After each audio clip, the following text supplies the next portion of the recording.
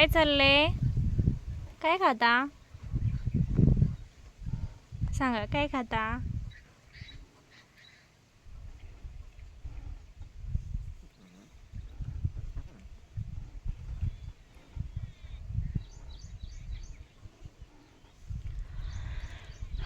हे आमच्या रानातल्या मंग्या.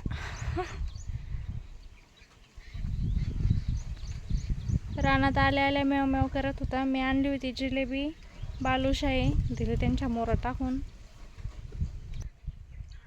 मंडळी, ह्या सीताफळांना तुम्ही पाहू शकता किती सीताफळ लागलेली आहे, पण पाऊसच नाही. पाऊस नसल्यामुळे एकदम असे बारीक असे सुकल्यासारखे झाले. तर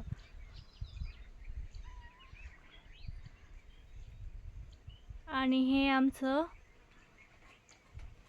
शेतातलं फार्म हाऊस. आणि हे आम्ही लावलेले आहेत मिरच्या. हे मिरच्या मी लावलेले आहेत बरं का. मध्येच एक भोपळ्याचा वेल आलाय आणि हे टाकलेलं आहे कांद्याचं रोप. पाहू शकता तुम्ही किती छान मस्त आले. आता दाखवते तुम्हाला एकदम असं जवळून. पहा, हे मिरच्याचं झाड मी लावलेलं आहे. ते एकदम बरोबर अंतरावर सगळ्यासारख्या हे अख्ख्या मिरच्या मी लावलेल्या आहेत. आणि वरती आमच्या बाईनी लावलेल्या आहेत, त्या पण दाखवून तुम्हाला. कसं आहे ना, हे आपण लावलेलं आणि इतकं छान आले, लईच आनंद होतो.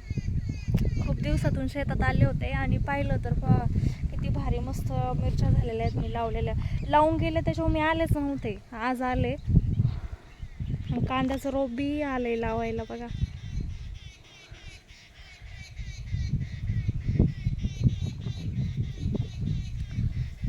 कसं आहे मग आपलं मिरच्याचं रोप.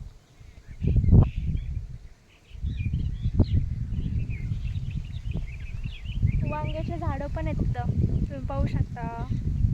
काही भोपळ्याचे वेल. आपलं म्हणजे रानात आलं ना, भाजीपाला घेऊन जायचं सगळा.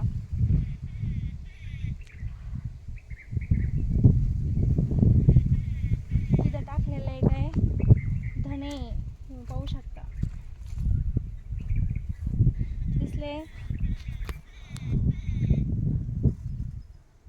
धण्याचा वाफा टाकला इथं. आणि हे वांगे पण मीच लावलेले आहेत. कसे आलेत मस्त ना. अजून महिन्याभराने बघा त्यांना वांगे लागत आहे, इतके छान झाले. तर कारण कांदे बी टाकलं ना, कांद्याचं रोप टाकलं ना, त्यावेळेस जे कांद्याला हे टाकलं खत, त्याच्यामुळे त्यांच्यावर एवढा असर झाला. एवढा भारी आले. आता मिरच्या बी चांगल्या आल्यात आणि वांगे बी चांगले आल्यात.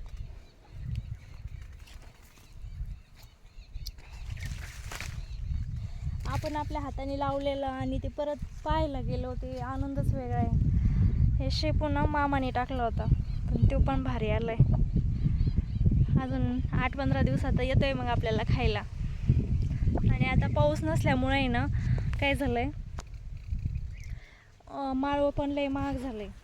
आणि ऑर्गॅनिक, हे कसं ऑर्गॅनिक आहे, ऑर्गॅनिक खायचीच मजा वेगळी. आणि शेवटी आपल्या शेतातलं हे एवढं कांद्याचं रोप टाकलेलं आहे. अजून खाली आहे, ते पण दाखवून तुम्हाला पुढच्या व्हिडिओमध्ये. मस्त शेपू टाकलाय. आणि पहा इकडे तर नुसतं गवतच गवत आहे. कसलं गवत आहे. कांद्याचं रोप पण गेले वाहून, काही शेपू पण आहे, पण त्यातलं तण काढलं तर शेपू खाण्यायोग्य आहे. चला तर मग आज आपण काढूया ह्या शेपू मधलं अख्खं गवत. आणि ही आमची आंब्याची बाग कशी आहे मग. केशर आंबे सगळे. आपल्या शेतात कोणती गोष्ट नाही असं नाही, सगळे. पेरू येतं, आंबे येतं, केशर आंबे, नारळ येतं,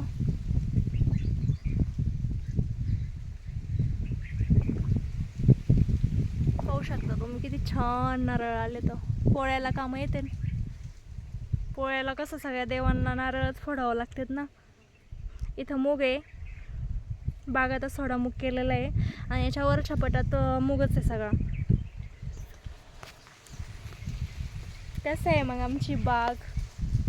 भारी आहे ना. गो नारळ पडले.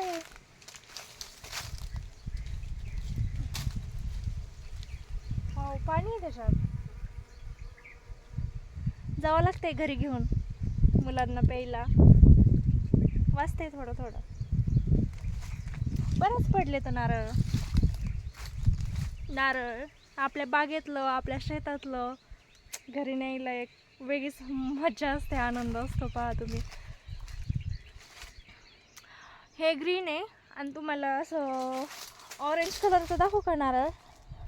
हे वेगळ्याच पद्धतीचं नारळ आहे. मग तुम्हाला दाखवते. हे बघा ऑरेंज कलर दिसलं का, एकदम ऑरेंज कलरमध्ये. हे शेवगा,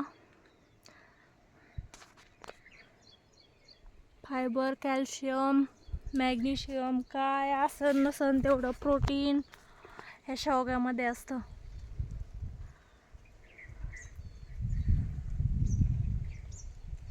शेपू, आमचं फार्म हाऊस शेतात आहे, पावसा पाण्याचं बसायला. हे वेलं, झाडं, हळद.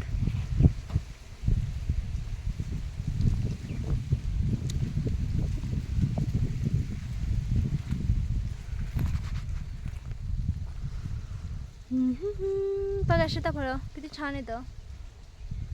चिक्कूची झाडं पण आहेत आपल्या बागेमध्ये. याच्या पुढे दाखवते तुम्हाला.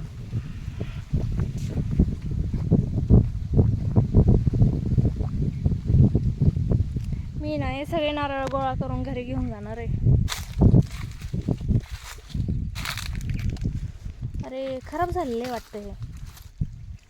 पाणी वाजतंय पण पाणी प्यायला घेऊन जाऊ आपण. पाहिले आपल्या बागेतली नारळ किती छान आहेत नाही का. दोन पडलेले हे नारळ. हे पाऊस ये नाही, मालाचा जसा धुराडा झालाय. धुराडा अजून 2-3 दिवस जर नाही पाऊस आला ना, संपला विषय. हे आमच्या मुगाच्या शेंगा, रानातला रानमेवा. यावं लागतंय शेतात रानातला रानमेवा खायला. आणि ही लाईन अख्खी याची आहे, चिकूची.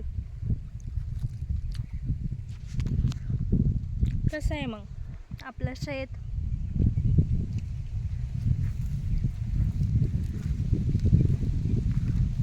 मुगाच्या शेंगा खाऊ राहिले मी. रानात येऊन आपल्या हाताने एखादी वस्तू तोडून खाणं याची वेगळीच मजा आहे, माहिती आहे का. तुम्ही इथं पाहू शकता किती पेरू लागलेले आहेत. ही अख्खी पेरूची लाईन आहे पहा. पेरू, आंबा, चिक्कू, सीताफळ, नारळ सगळं आहे आपल्या बागेत. भाजीपाला सुद्धा खाण्या एवढा. बाजारातून जास्त काही आणायचंच नाही. तुम्हाला माझा व्हिडिओ कसा वाटतो कमेंट करून सांगायला विसरू नका. आणि माझा ब्लॉग असाच पाहत राहा, असाच सपोर्ट करत राहा. चला तर मग परत भेटूया पुढच्या व्हिडिओमध्ये. चला बाय बाय.